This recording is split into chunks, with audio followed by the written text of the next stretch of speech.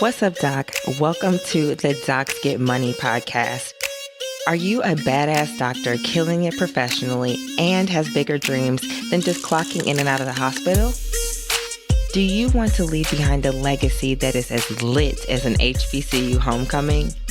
Want to know how other doctors are getting to the big bag? That's right, making 5, 6, and 7 figures without putting on the white coat? If you answered yes to any of these questions, then you're in the right place. I'm your host, Kimberly, but you can call me Kim or KB. I went from being a burnt out and overwhelmed emergency physician to the founder and CEO of 2 6-figure non-clinical companies and beating burnout along the way. I'm also your business coach, here to help you make money moves to change the world. This podcast isn't just about making money, though. It's about leveling up your life, mindset, and bank account so you can build an empire that's as iconic as Beyonce. You ready? Let's get into it. If you're sitting on a mountain of expertise and wondering if it's possible to replace your clinical income while practicing full-time, I've got news for you. It's not just possible, it can happen in 90 days or less. But only if you create your FIRE offer, your express lane to fast income and a lifestyle that allows you to retire early, all while keeping your day job. Tailored for doctors ready to change lives outside of the exam room, you go from concept to cash in under 90 days as a consultant, coach, or midterm rental business. Think it's a stretch with your schedule? Think again. With the FIRE Offer Combustion Kit, you'll craft your expertise and story into an offer that's too hot to touch and sell it to make your first 4 or 5 figures. Ready to change lives and make bank fast? DM the word BURN to me, Dr. Kimberly, at Dr. Kimberly B on Instagram, and let's start a fire. What's up, Doc? Welcome back to the Docs Get Money podcast. I am really glad that you're here. Today is yet another interview episode with someone who I have known since 20... Ooh, child. Has it been 6 years? I've known you since 2019. Yeah, probably about 2019. Yeah, 2019 is when I think we met each other. I have the one, the only Dr. Nina Loom with me, who was also, yes, exactly, let me raise the roof, who's also my co-author of the book Still MD, Two Physicians' Advice for International Medical Students and Graduates. If you guys did not know that I co-wrote a book with her, well, we'll talk about it in this episode a little bit more. But I always tell Nina that she is the entrepreneur's entrepreneur. She is, yes, a physician, but she has done so much outside of medicine to build her life, her career. She has taught me so much along the journey as well, too. So part of the reason why I'm sitting here is I look at her as an inspiration as a physician, entrepreneur myself. And so I'm super glad that we were able to get to have a conversation today. So without further ado, I mean, she's sitting right here. Y'all seeing her raising the roof and doing all those things. Hey, Nina, how are you today? I am well. Thanks for having me. Thanks for having me, Kim. It's so exciting to be on your podcast. I haven't been a guest on the podcast in a long time, so I'm feeling myself right now. Oh, and I forgot to say, you have your own podcast, the IMG Roadmap hmm podcast. And she's also, Yeah, yeah. she's more than an entrepreneur. She's also a coach. She has a podcast. You know, like there's so many different things, but I will let you tell all of your hmm accolades. So tell us just a little bit about yourself, Nina. Yeah, sure. So my name is Nina Loom. I'm from Cameroon in West Africa. I was born and raised there. I always had this dream of going to America, right? Because who doesn't?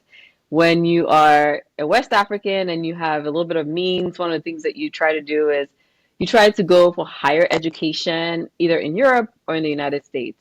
And so I always had this fantasy of like, I was going to go to America. You see all the things on the TV, all you think of New York, you think of LA, and you're like, that's me, right? It's going to be me someday. So I also wanted to be a doctor from a very, very young age. My mom's a pediatrician, so I grew up in that kind of environment. But when I was unsuccessful in my home country, getting into the one medical school there, I decided to look outside and look into the, Caribbean option and other options across the world. And at that time, I never saw myself as an entrepreneur, as a future entrepreneur. I just saw myself as a future doctor, future pediatrician, right? Like that was the eye on the prize. So I left university in Cameroon and transferred into the Caribbean, ended up in the Caribbean Medical School, which is how I segued into the United States as a clinical um, student in third and fourth year, like with my US counterparts who majority of students in my school were from the US. So I was actually learning about coming to the US through them. In the process of that, I started blogging, writing about my experiences on the internet. I had a Blogspot website, like you guys don't Whoa, that's even. a throwback. I I know think I I had had a a blog spot Blogspot. too, though. I mean, that was like the one of the first things back in the day when blogging just came into the scene, at least for me. Yeah. And it was like ninatswalk.blogspot.com, some weird URL. And I would write in like italics and like, I was so dramatic on there. I remember my first post was like the post of running water when I came to America. Like I felt like it was so amazing that you just turn the faucet on and there'll be water running like consistently and just running all the time. And then you Is could that get not hot how and it is? cold. Is that not how it is in Well, Cameroon or where no, you've been no, not into? all the time. We have water, but it's not consistent and it's not like you can just get hot and cold like from the city, right? It's not like the city Got you. just gives you running water. So we had like in our house we had a well system in order to get like to have water all the time. You need to have a well because there'll be water shortages just like without announcement. Like you just wake up through 3, 4 days, no water. Sometimes you turn it on and the water will be like brown, like literally like peanut butter color brown. And so I remember that was my first blog post was like, just look at this. Like just, it was a picture of a sink and with open running water. And I was just writing about my experience, like, what it's like, things that were different, culture shock, so to speak. Hmm. My first snow, because I came here in December, I think it was. And it was my first snow, so I took a picture of that, wrote a little blurb about it. And as time went on, I started writing about the things that were difficult, and which is like, I come into step one, and it was like, oh my gosh, there's a preparation and all this stuff. Because I actually came to the US for it was a holiday, I think. Hmm. Like I left the Caribbean, came here for a Christmas holiday. That's my first time. So I was here for like 2 weeks. That's when I did the water and Christmas post. Went back and then started working on the clinical side of things. So I knew you come after your second year to do clinicals, but I knew I had to find a way in. So what I did was I registered for Kaplan, which was a like the 6 week Kaplan course they used to have back in the day. And you could register for the Kaplan course and like come to the States and live in a hotel for like 6 weeks. They did your visa, they did everything, travel arrangements, you Hmm. just paid the money for it. So I remember investing 5 grand I didn't have, okay, into this Kaplan program as a segue into the US. Hmm. So that's how I found myself here. And then in that process, preparing for step one, and Kaplan allowed you time afterwards to stay and study for the exam and take the exam. So you have a visa for that whole duration, the course and the exam. Time went on, I kept writing about the difficulties I was experiencing, NBMEs when they first hit you and you're like, what the hell? Like, why am I not? I'm gonna fail this test, right? Like that's the thought. Yes. Um, so going through that process, some days I'll write, some days I wouldn't write. Months went by, and so on and so forth. Long story short is in the process of random blog posts here and there, some people would read it, and it was just like, well, it weren't a lot of people, I don't think, not in the hundreds, I don't think, but a few here and there. To where when Hmm. Instagram came on the scene, it was so much easier to take that messaging to Instagram um, in just the same way, just a picture and a little blurb about it. So that's really where like my blogging, adventure started. And I want to talk about the blogging adventure because I feel like that was my segue into first making money outside of Hmm. being a physician. And so over time, we went through, as you know, clinicals, applying to residency. During residency, I wrote a few blogs here and there, but it just kind of died a little bit because you know how residency Right. gets. It's residency. You're trying to keep your head above water. You're just trying to Right. get Yeah, past. yeah. You're really literally trying to survive. And at the time, I wasn't. Even now, I would tell residents, like, if you are into blogging, you could blog and make money while you're in residency. But at the same time, back then, it wasn't a thought that I had in mind. So it was just like, to the side. However, finishing residency, I picked things up again with really a lot more aggressively, I would say, which is where the podcast also came onto the scene. And I noticed what people wanted to know, which was questions around the IMG pathway, the difficulties, the challenges, those things that I used to write about as a way to get reprieve, or as an outlet, it Yeah. was like my emotional reservoir was just running over, and I was stressed out of my mind. And this was a way out.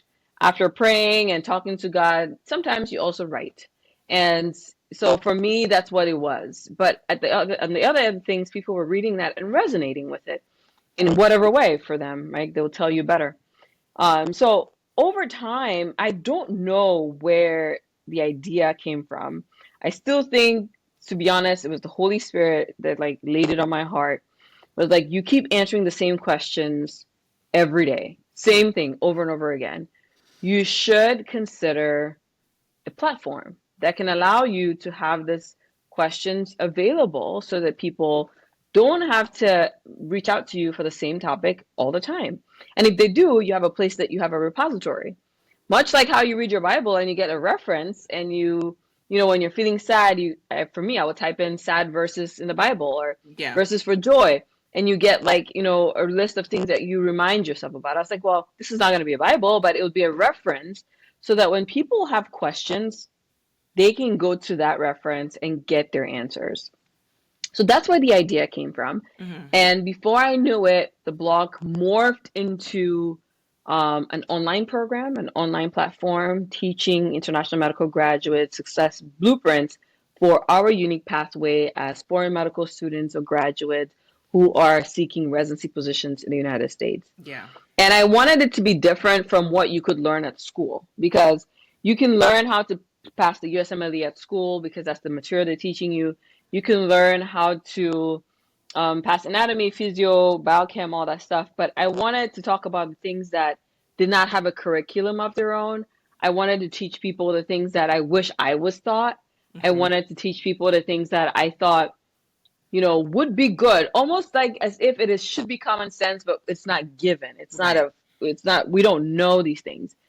And so in that process, I started writing again, but this time I thought I would write out a curriculum that I could teach, write Hmm. out, a format of what I wanted to teach.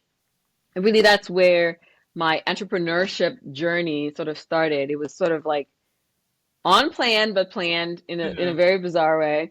And I hopped into creating the first program, which was not perfect by any means, but it was created. And that's really what it started for me. And over time, over the last few years, it's morphed into a podcast, it's morphed into an online course, it's morphed into that business paying for other businesses, and it's just been what I would have never imagined. I love to hear it. Like I caught Nina, like I said, in 2019. So you had already been blogging. You'd finished residency. I just it been finished residency. You were working as an attending in Kentucky as a hospitalist and doing all of these amazing things. You got to be chief resident, and like I said, you had been writing already. And Hmm. so yeah, I feel like I was at a point similar to you, well, kind of similar. It's like I knew I wanted to do something outside of medicine. Did I know what that was specifically? No. And so I had written my own book, and it was really just for patients, because I'm like, well, the only thing I really know to share is understanding what happens to you in the emergency room. So that was my experience first into entrepreneurship, is like writing and then publishing and promoting the book. But Hmm. then when we met each other, I love the fact that you were so open about your journey as an IMG. I think because I came to it with a lot of shame behind it. And I think a lot of US Hmm. grads, or US IMGs, let me say that, like myself, we do come to it with some shame being IMGs, because it's just like, well, why couldn't we get in stateside already? And there must be something wrong with us why we couldn't have just gone to US medical school. So I had a lot of thoughts around myself, my journey, things like that. But to see you embracing it from your perspective was so refreshing to me. And it was just like, you know what? And similar to you, like, well, how can I capture? Because I know I'm not the only one. Because Ross is full of US Canadian students that go to the Caribbean and then go back to Yeah. their home countries to practice. But how do I capture my journey? Because I started to get questions as well, too. Um, well, how did you match and how did you get into this? Emergency medicine is so competitive. Well, it was competitive back when I was trying to match. It still kind of is. As we're recording this, y'all, we are just now in the match season. So match day was yesterday. This is actually match week. So Hmm. emergency medicine has like 66, I heard, unfilled spots, which is a lot less. But of course, this is after the Yes, global before. pandemic. Um, but that's how we really connected. But my question, I have so many questions for you, Nina. Um, is my first question to you is really like you kind of just started off with just sharing the information, but then it switched to, hey, I can really help someone. Like I can, like you said, I need to put it in a repository. I need to put it on a platform where this lives outside of me. When you were Hmm. starting to have those thoughts about what you were sharing on your blog and answering the same questions from, I'm sure, Instagram, maybe people were emailing you, things like that. How how did you make the switch in your brain of, I'm just giving this away for free, to I maybe need to potentially consider charging someone for this or putting a price Hmm. onto this? Hmm. Yeah, I think that's a great question. So I feel like in the beginning, I wasn't I wasn't thinking about the profit as well as a business mindset person would. Okay. Because a business is something that should generate profit. Otherwise, it's a hobby. And then it becomes a really expensive hobby. And so for me, I was in that hobby category for a long time.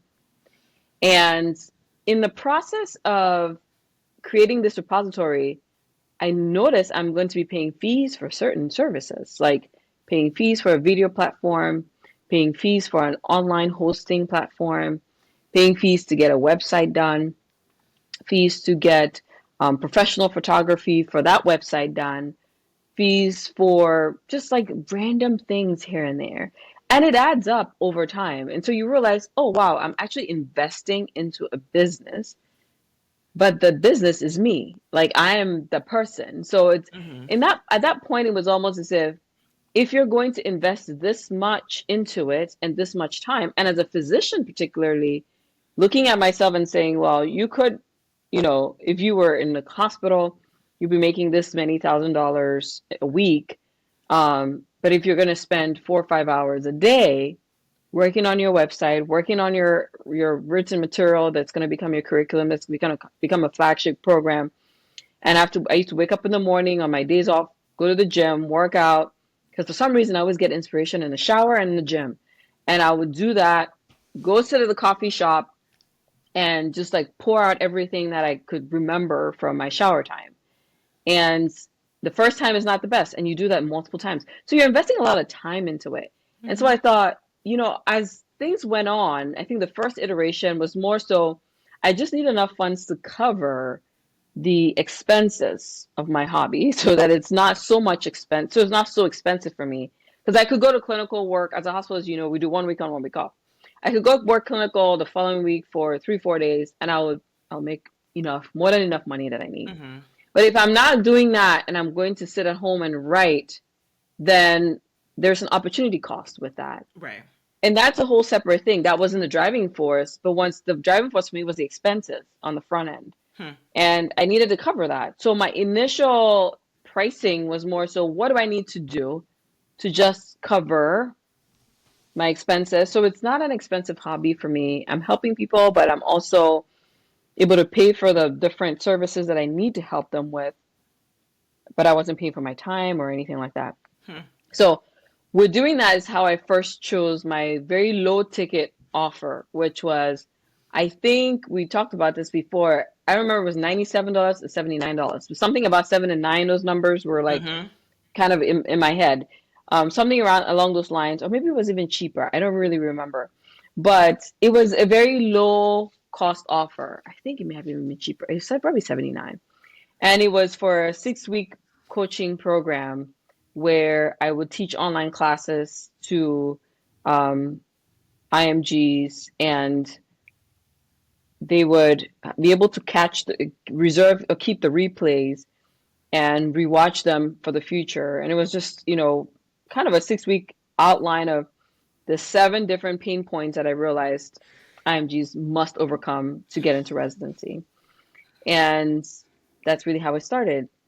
And so over time, as time went on, the expenses went up because the demand was different, and I needed help, and I needed to bring in an assistant, Mm-hmm. and I needed to be able to pay that assistant Mm-hmm. to help me with the admin stuff behind the scenes. And I probably don't remember the exact date, but I've had worked with Kim probably since before the pandemic, which is pretty amazing now that I think about it. But yeah, so just being able to cover expenses was the initial thought. Okay. And then from then on, it became the expenses got more. And so I had to keep up with it before I really started diving into, wait, this is a business that I'm Mm-hmm. running, and I should learn about business. Yeah. That's a good way to look at it. And the reason why I brought that up, because I feel like, well, not I feel like, I know for a fact, so many doctors, because they keep us separated from how much money we actually generate in these hospitals every single day that we are showing up, seeing the patients, writing the notes, and actually running the hospital. We don't know how much we charge, and we feel so guilty at times. Hmm. Well, I Hmm. don't want to, like, charge someone for this, and this is something that they should just have for Yeah. free. But it actually continues to devalue us, and with, like you said, the Hmm. expenses that you had just to keep it online, your assistants, the platform, the all of the things that we need to pay into to make it look fancy, that we need Yeah. to actually make sure that we're investing that level of, or asking for that level of inspiration at that time as well too. So it's important to make sure that it's not because we're gold digging, but Hmm. having a Hmm. mindset of what I'm doing is worth being paid for, because it's costing me something, whether that's my time or my actual money, or Yeah. energy to put it out there. So I just find that Yeah. being like super important for people to kind of hone in on. And I want to add something to that because as a physician, you are naturally altruistic, I think. Most of us are. Majority of us Yes. are.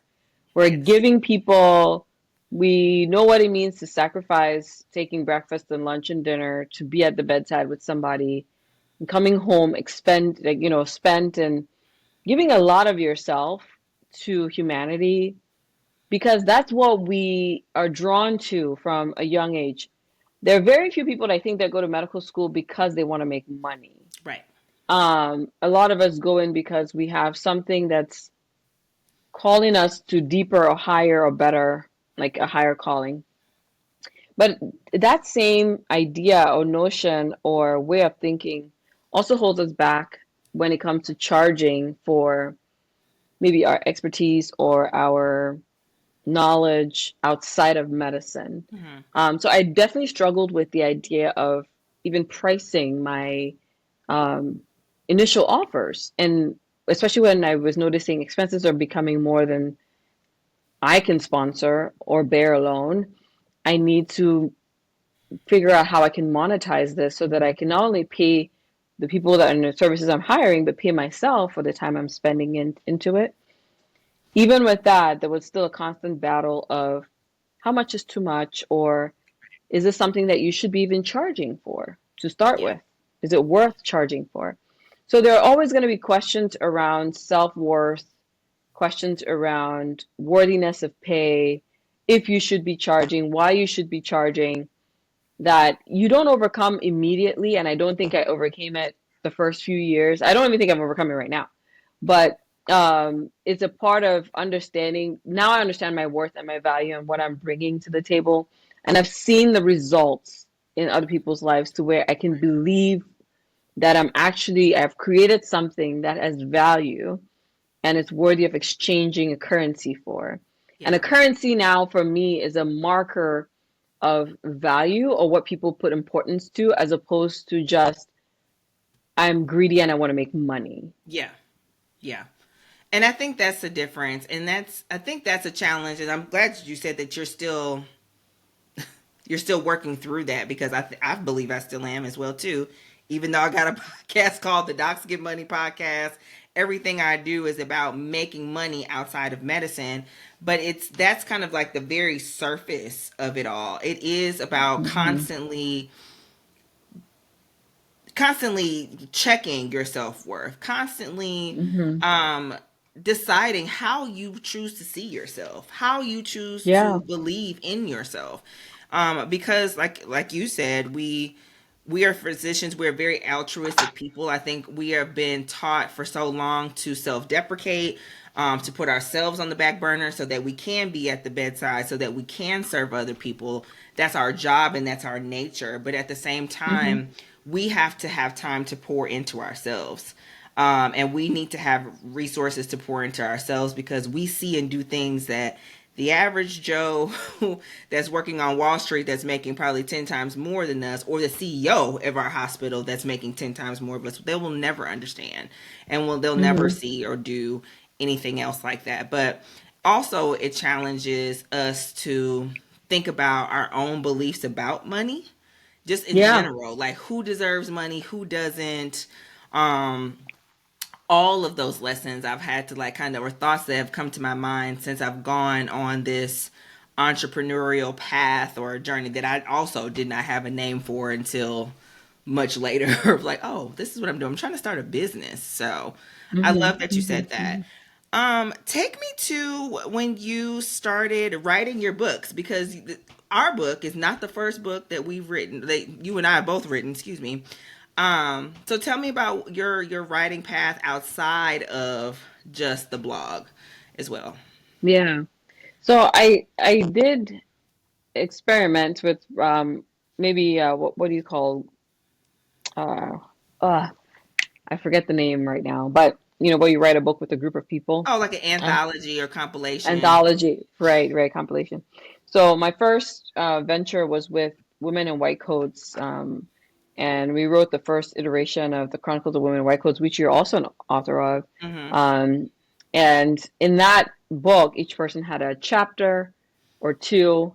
Some had two chapters, and we wrote really about the chronicles of our lives, like something about our career that was different or monumental as a woman in a white coat.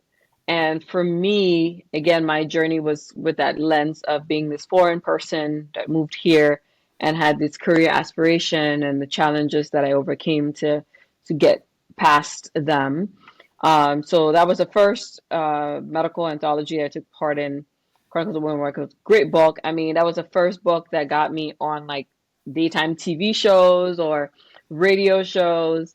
It was pretty cool. I ended up serving as a columnist for a local newspaper for a while after doing that book as well, just writing on medical topics for the day. So that was really cool. I just never thought of, I mean, I didn't see myself on like these, TV talk shows. It was just like so cool to be able to go on a TV show and talk about being a woman where I go. Like, I thought that was the coolest thing ever.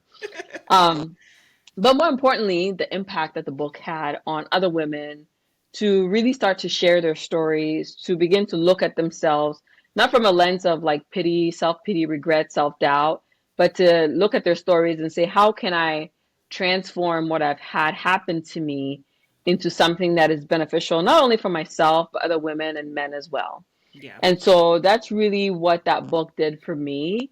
And it allowed me experience to lead a second anthology with a group of Cameroonian physicians primarily. And we wrote another book, Beyond Challenges, which are stories of physicians of African origin in the United States. Again, with that same immigrant story and that same backdrop of challenges that we Mm-hmm. have overcome, because that seemed to be a common theme. After my experience with Women in White Coats, the stories I would hear were we're all struggling with something. Like Yeah. everybody listening to us has one thing that just seems to be a stronghold in their life that they just have to overcome. And being able to get inspiration from other women, especially boss positions, like who've done such great things and continue to do such great things, I think was a really good project for me as well. Super inspired by my co-authors, but then also inspired by seeing how what those books did for their careers. So I remember being able to watch some ladies that I was co-authors with, like their career plummet or just skyrocket Hmm. in several different areas. Not plummet, like skyrocket in several different areas after the book. And so that was like very inspirational, like to see like someone like grow or evolve Mhm. from a small project like that. And then obviously our third one, which was still MD, two physicians advice for international and foreign medical graduates, which we did together. It's my same scrubs from that book. Yeah. I said, yeah, I still have my scrubs too. I still have The same mine. scouts from that book. So, I mean, I feel like this was a great book because it was just two of us, and we wrote about the role of a non-US IMG, which was me, and you as a US Mhm. IMG, and giving people a blueprint, right, for what to prepare for going to the island and on the island, coming back from the island and such. So in all, I think the writing has been a gift that like I feel God has given me. Mhm. And as we're speaking now, I'm even realizing I haven't been utilizing that gift a lot Hmm. lately, as much as I would love to.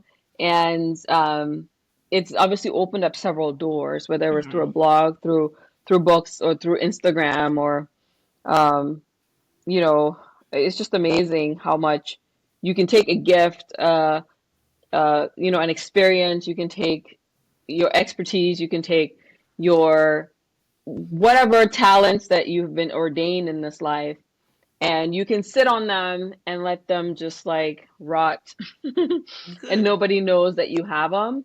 Or you can just start using them in whatever way, and then it opens up a door that you did not plan for. Yeah. I think that those doors that come from your gifts are just so special. I'm not saying that everybody that must do a business or have a business must be gifted. You can also build skill by repetition and practice. But for those who have little, nicks, you have something about you that is on that creative side, on that, you're innovative, you can come up with ideas. For those of us that have that, it's our advantage to use them, because the more we use them, the more we are shown, I believe, by God on how to continue to utilize them. And before you know it, it's able to pay you. Yeah, absolutely. So that's so good. I find, and this is how I teach my clients, is that you have to know what you're good at first, because that's usually your platform of where you start, which is clearly that's what you did. You started with, I just love and I'm just gifted at writing, and I'm gonna just write, whether it's a blog, whether it's on Instagram, whether it's in this compilation of a book, and you allowed that to manifest. But I'm so glad that you also talked about skill, because there are some skills in business that you're going to have to learn. Like, we as physicians were Yeah. not taught how to market ourselves. We Mm-hmm. just weren't.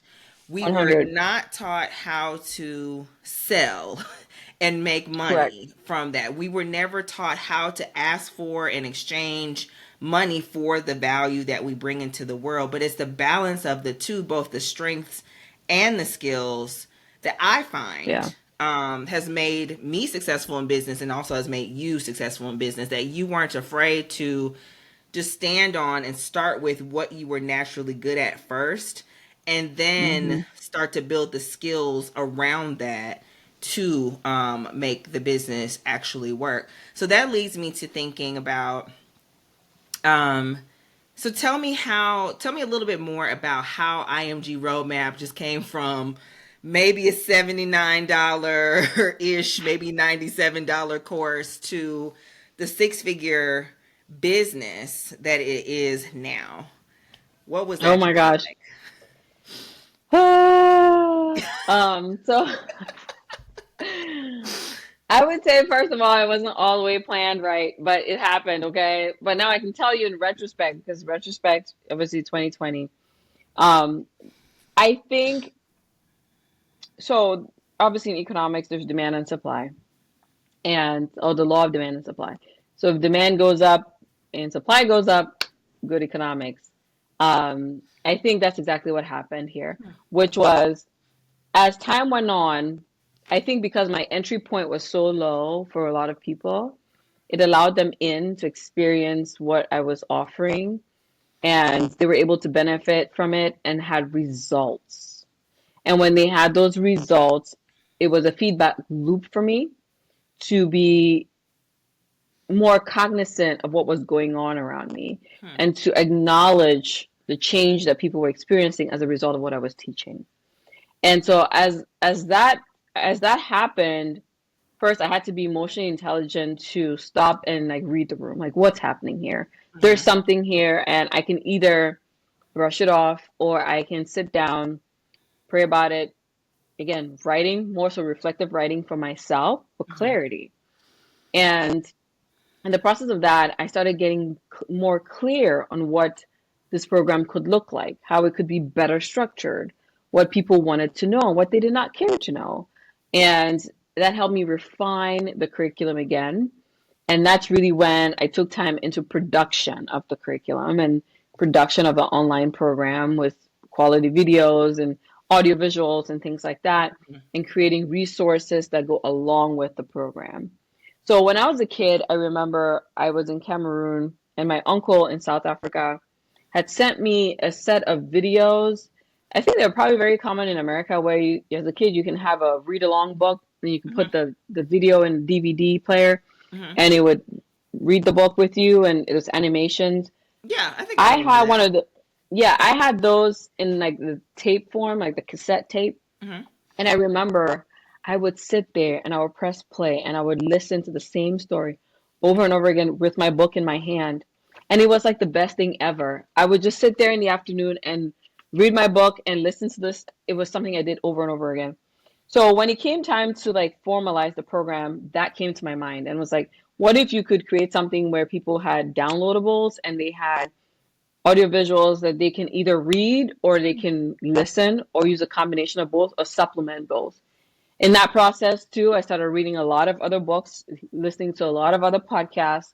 I think podcasts are like the best education that have come to us in this Same. season. Yeah. I mean, I can't count the number of podcasts I listen to from other entrepreneurs, marketers, online entrepreneurs, and even offline entrepreneurs, learning from other business minds as well.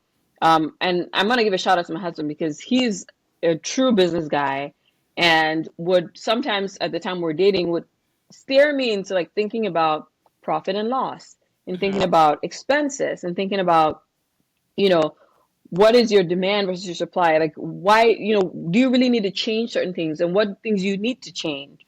And so making those kind of strategic decisions was helpful in formulating like what the program became. So it was a mix of things. It was a mix of reflection from the past. It was a mix of online education from other resources. I also paid for coaches. I paid for um, online courses as well that I took. I paid for, um, I'm trying to think of some other things I invested in, but I definitely invested in learning and books, reading a lot of books as well was another part of things. So reading sometimes it takes time. It's so much easier when somebody can just like speed, Speed give it you the up for fast you. track version for you. So that's really where coaching came into play. I attended some conferences. I think we actually met at a conference We did. at I think it was Momentum in Medicine conference. I attended a few conferences like that as well for budding physician entrepreneurs who have ideas, who want more and just don't you're not sure where to start. And I think even at that conference I was so inspired by so many other physicians like seeing people just doing different things that Yes. weren't bedside medicine Yes. and thinking to myself, well, okay, Nina, this idea you have is actually worth continuing to grow and evolve and such. So as I invested more into the business and results only got better, it only made sense that the pricing needed to change to Mm-hmm. reflect the changes that were occurring inside the business.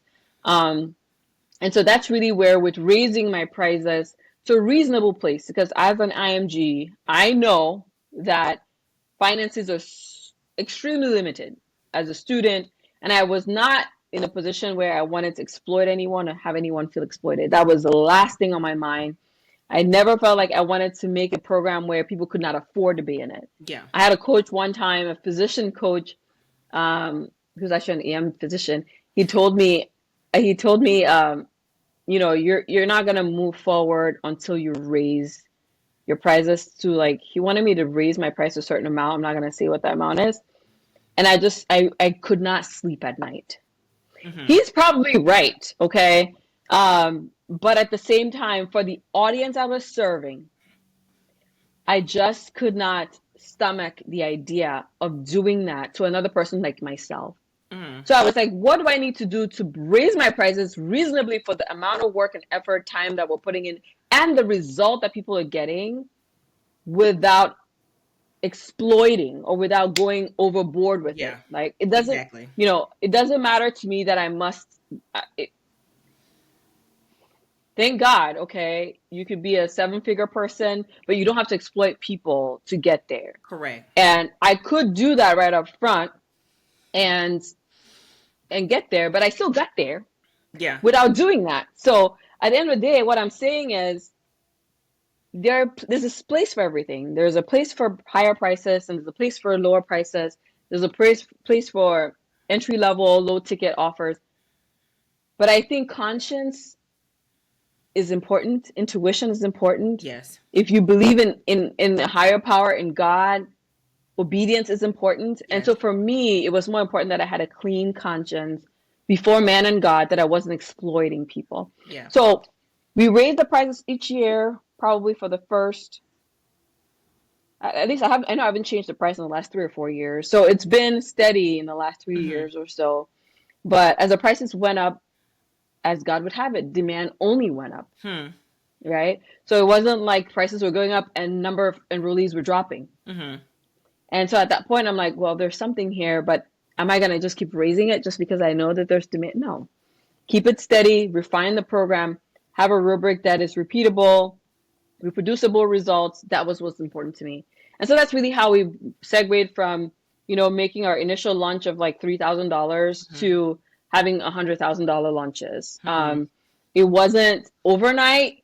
It wasn't easy, Mm-hmm. but it's No, that makes that's you dropped so many gems there. That's so good as you're trying to find the as I dropped the earbuds. other AirPod. Um, there is something to be said about, yes, you're a business person. Yes, you want to make money. Like, and you so expertly said that if your business is not making money, then this is an expensive hobby that you've taken on. So you want it to be profitable, and pay you back for all of the things that you've put into it. But I love the fact that you got a coach, you got some advice, but you made it your advice. Like, you took the advice the way that you felt ethically responsible to do it. Yes, if it was his Mhm. business or their business that you were working with, I'm sure they would have raised it to whatever price that it was. But at the same time, you, as the entrepreneur, as the CEO, as the creator, as the founder of your own business, you have to trust that you're making the right decisions. And I think that, like you said, the demand never went down just because you rose your price. But it's also, I'm sure that it said something to yourself about what you were creating, how you were going about the business. Like you said, no, I'm not just going to raise the prices just because I'm greedy. I want to seriously make sure that I'm putting something out there that is going to help my people, because I Mhm. am my people. Like, we are both IMGs. You know exactly what their struggles are, who that is, what they've been through, their thoughts, their fears, all of that. So I love the fact that you brought your ethics, you brought your morals, you brought your values into it. And I think that goes back again to, we as doctors, we think when we start talking about money, like automatically we're unethical. Hmm. Automatically we don't have any value or any morals or anything like that. Yep. And I think that the way you've grown your business is both sustainable, but like you said, now you sleep at night. You know, your when you go on imgroadmap.com, all of the prices that are listed there, you can stand behind that. Hmm. 10 tones down. There's no doubt Yeah. in your Oh yeah. mind that you are getting more than what I'm actually charging you for here on Hmm. this website. And I just think that's so beautiful because, again, I think one of the hiccups that gets people, like, we want to start business, not people, but doctors, we want to start businesses, but it's just kind of like I said, we think that charging money for what we have is unethical or immoral, or they see a Hmm. higher ticket price, like maybe they see two, three, four, five, $10,000, and they're thinking, oh, they're gouging me, they're this or that. It's like, that's not really what's happening here. So Hmm. I love that you said that. Well, tell me, I know we only have a couple minutes left. Tell me now what you're doing because you said it's taking some refinement, it's taking some time. IMG Roadmap is now a six-figure business. So where does that take you now as the lead coach, as the founder, as the creator of IMG Roadmap? What's next on the horizon for both IMG Roadmap and maybe other business ventures that you have? So a lot. So I don't know, people listening probably don't know, but I signed up with your program recently as well, for coaching as I identify the second idea again that's coming to my mind in my writing and in my reflection. Yes. It's like it's the spiritual It's download descending on you, yes. descending upon me.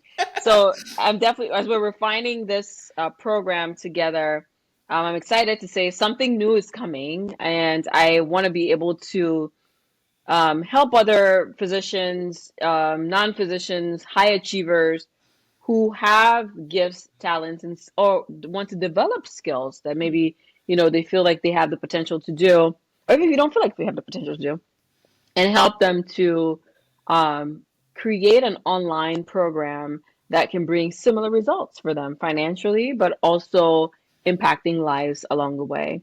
So it's still in the groundworks, okay? So get excited because it'll be coming soon. I will be sharing about it on Instagram and everywhere else you find me on the online webinets. The IMG roadmap is shifting, Mhm. meaning we're still here. We're going to be here. We're not going anywhere, but the format is shifting. We're bringing on new coaches. I actually had a meeting the other night with the few new coaches that I've hired who are all alumni of the program. So they've Mhm. all worked and been students of the program. They're now physicians.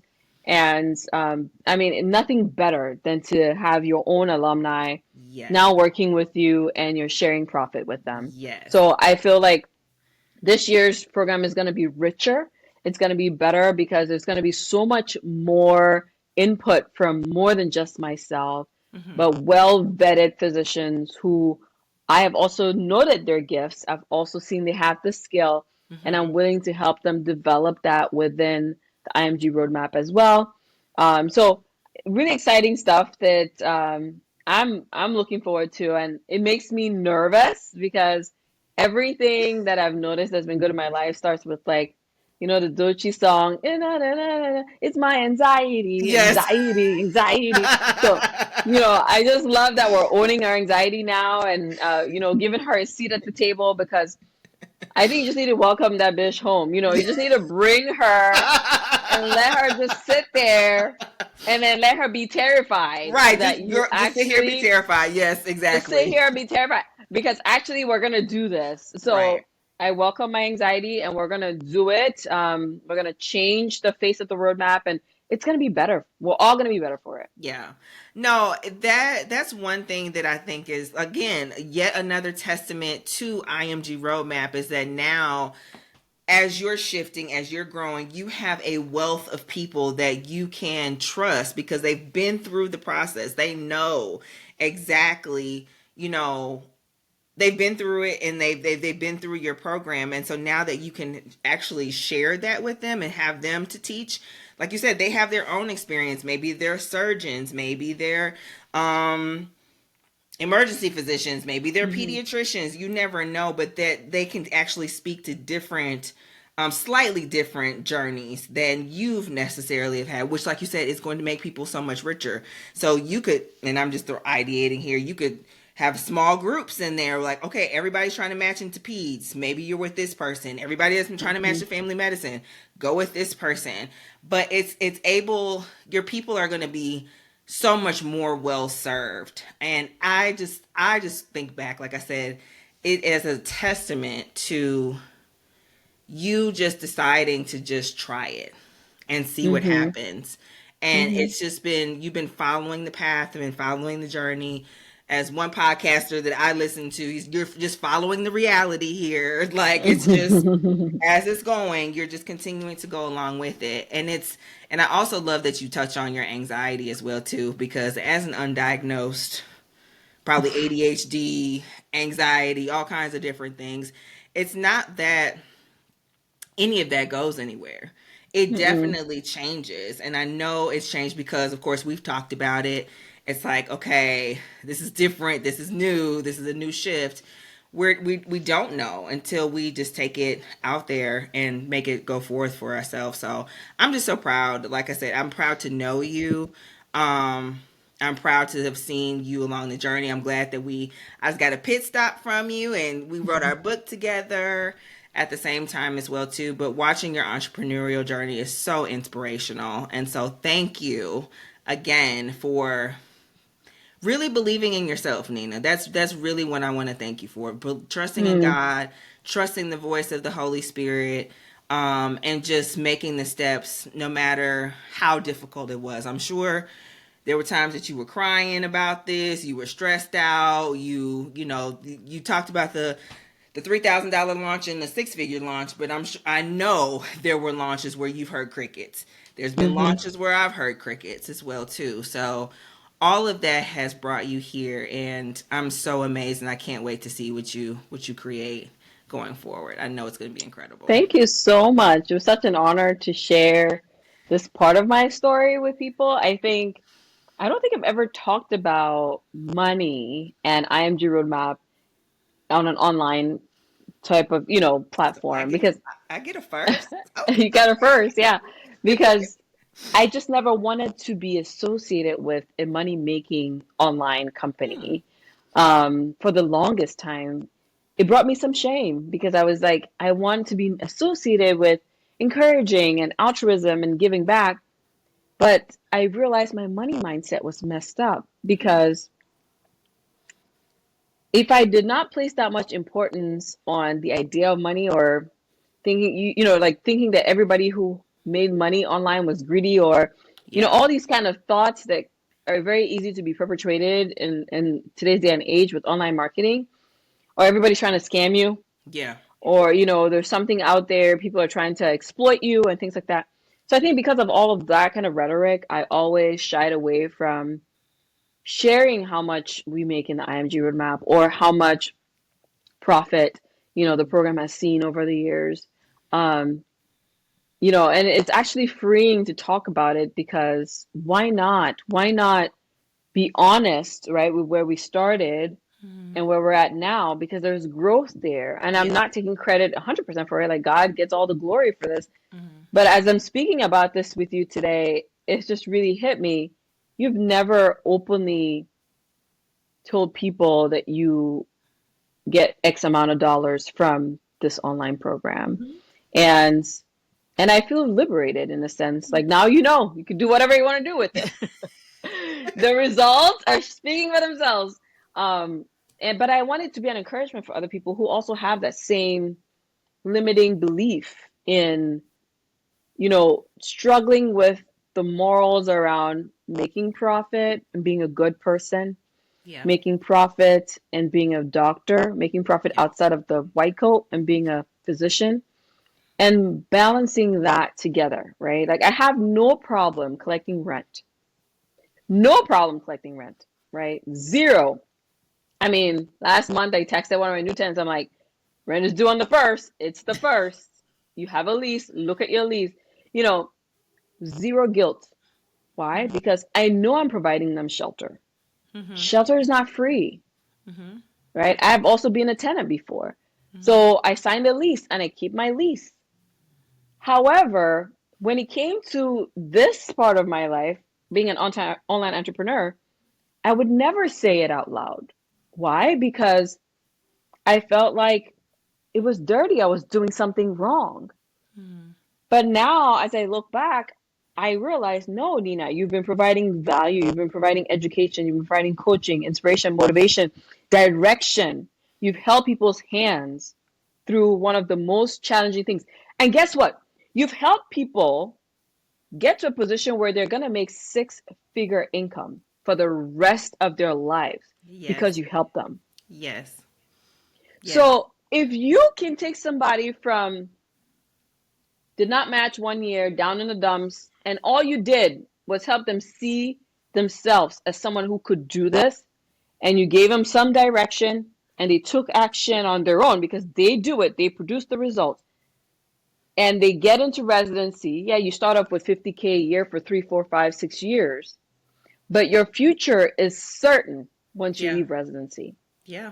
And you're going into a career where you will never lack. You will never not have shelter. You'll never not have clothing and whatever else you want. Your basics are taken care of. Now, I'm not saying doctors are all ballers, but we have enough to keep a roof over our head and pay our bills. So if I'm doing that, how much valuable is that compared to also the value of giving someone physical shelter? Right. So until I started to change like that mindset behind money online and being an online entrepreneur, and I'm still working on it. I have not arrived, okay, but I'm still working on it. But I feel like I'm in a much better place now that I can even sit on the Ducks Get Money podcast and talk about getting money outside of the hospital, because I don't think I've ever done that before. So anyhow, for all my other anxiety people out there who feel the same way and have these thoughts, you're not alone. You can do it. You have Kim here who has a great program to help you get started, Yes. define your offer, and do it. I'm in it. I'm doing it. And hopefully, once I birth my offer soon, you can also come over, whatever you want to do. But the key is don't sleep on yourself. Like, just don't sleep on yourself.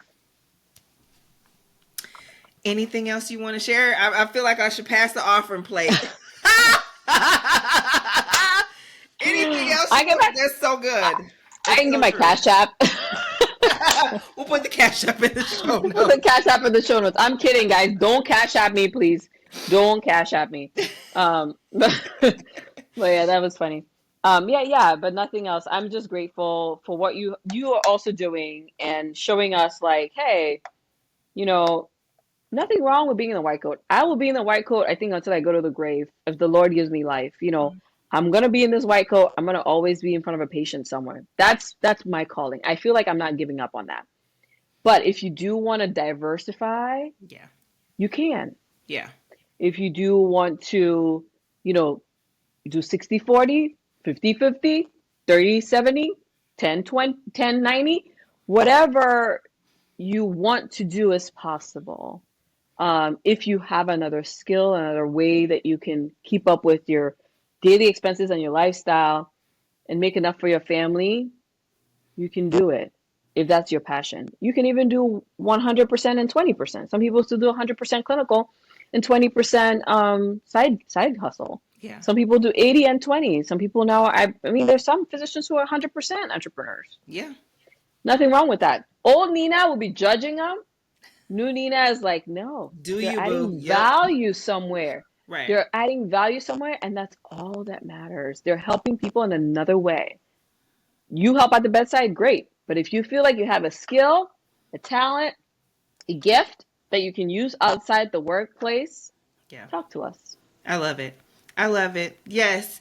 So as soon as Nina launches, she will let you know what's going on. But I will put information in the show notes, and you guys will hear, of course, and throughout the podcast, you guys know about from side hustle to CEO, but more specifically, what it's morphed into, which is Ignite, which is where I really help you to actually start with your strength and your skill helping you to learn a skill of sales and money in order to get your first high ticket client as a coach, consultant, or even a midterm rental business as well too.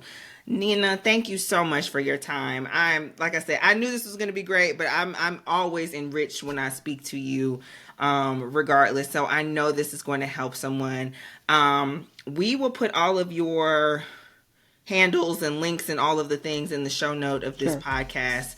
But without further ado, again, thank you so much for your time. I really, really appreciate it. Thank you for having me. Bye. Bye. Thank you for listening to the Docs Get Money podcast. New episodes drop every Thursday wherever you find your favorite podcast.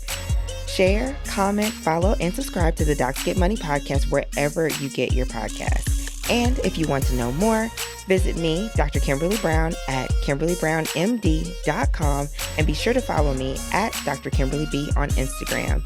And until next time, let's go get this money, honey.